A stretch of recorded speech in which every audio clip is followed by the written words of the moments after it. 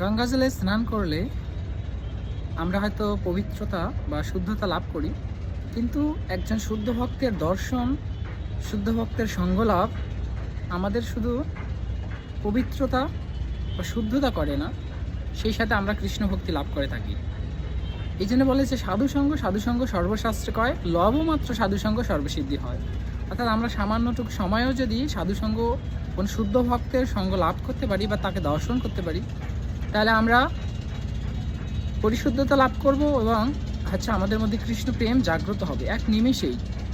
এই জন্য নরোত্তম দাস ঠাকুর গেয়েছেন যে দর্শনে পবিত্র করো এই তোমার গুণ। অর্থাৎ গঙ্গাতে স্নান বা গঙ্গার সংস্পর্শে আসলেই কেবল আমরা পবিত্রতা লাভ করি। কিন্তু একজন শুদ্ধ ভক্তের এতটাই মহিমা বা এতটাই মাহাত্ম্য যে শুধু তাকে তার সংস্পর্শে নয়, তাকে দূর থেকে কেবল দর্শন করলে একজন মানুষ শুদ্ধতা লাভ করতে পারে এবং কৃষ্ণ ভক্তি অর্জন করতে পারে। হরে কৃষ্ণ।